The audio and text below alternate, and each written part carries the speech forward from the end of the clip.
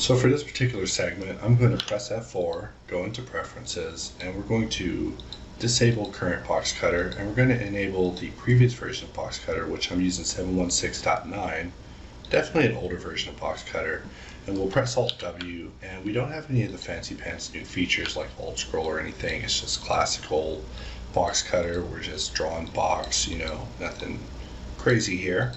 And if we were to say take our collection and drag it below, now collection 1 is all of our cutters and collection 2 is our collection of stuff.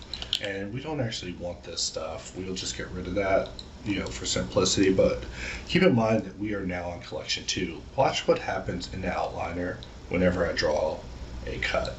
The collections basically get rearranged. And you might be thinking, oh, this is no big deal. Well, I mean, it just gets weird. So let's just call this box. Let's call this important. And let's call this scene.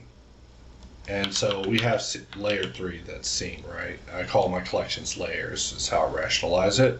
We're going to import a couple of importance in here. And more than likely, it's not going to have any problems. It's going to make a fool out of me because that's what happens when I try to demonstrate failures that happened in older versions of Blender that may still be happening in newer versions. It just doesn't appear to be a thing anymore. So we're going to go to collection 2, and I'm just going to just draw a cut, and we see that important got moved up to the top, and that's nothing to really could be concerned about. We're going to draw another cut, extract it, and we see that there's no fade.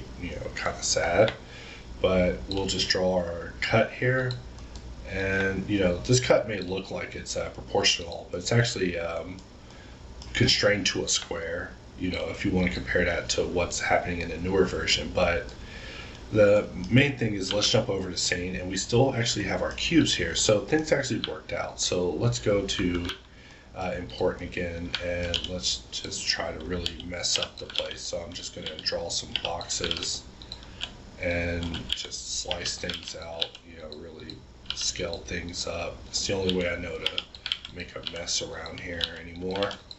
Blender's actually getting so clean. We go to layer 3 and everything's looking pretty much exactly the same. So it looks like the issue of having your collections being rearranged isn't the worst thing in the world anymore. However, if we really were intent on having our collections in a very important order, like let's say scene 1 is our main scene that we're going to render, and scene 2 is just layer 2 is just the area that we're working on at the time. So every time I do a cut, this thing now becomes, well, looks like it remains number 2. Number 1 keeps its sanity. I don't know how to explain it to you guys. Maybe it's not a problem anymore. But I just want you to know that this thing where it basically reorients and recalculates your scenes with the collections on the fly was something that was a bit of a deep dark secret inside of BoxCutter. So it's kind of hard to explain, I guess, with the level of fix that has happened with this. But let's just turn off this version of BoxCutter and we enable the new one that we've been talking about this whole time. And I'm just going to just draw this collection, and we see that everything's hunky-dory. We're going to move it down to the bottom, and notice that whenever I draw, nothing's happening with these collections as far as them being rearranged or reordered. So visually it kind of looks like nothing. But, I was really miffed about this situation for the longest, and I hated it because people would ask things about, hey, why does certain collections have issues? And I would just have to say, well, because, we can't figure it out right now, or, collections isn't that deep yet that we are able to get to the API. You can see that with Shift, it'll do a little bit of butterfly flapping, so you got to really watch out for the axial line. That's something that I was really wanting to be checked into prior to the release, but some of these problems can be a little bit elusive. So, I always tell the team, there's always a battle for us to fight tomorrow. There's always an improvement to be had. So no use getting stressed out over it today.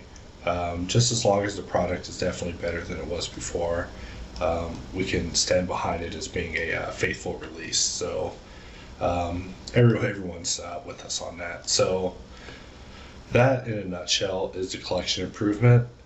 It just I guess visually means that you won't see your collections move around anymore, but really it was such a saga for us that, you know, it's making a fool of me at this moment. But just know that collections have been furthered in so many aspects. In fact, even on the hop side, on the helper, you can now go to the what was formerly the bevel helper is now been expanded to the Boolean helper as well, where you can enable particular bool shapes, and it will locate these bool shapes and even enable the collection that it's in to get them back visual, which is just a step above and beyond what it was capable of doing even when it was first initialized. And this is all thanks to the work that has gone into BoxCutter. So it's basically a type of optimization that I think you may experience as a speed up, but definitely a quality of life improvement with the way the collections are handled. That I guess I won't be able to show how terrible it used to be, but back in my day,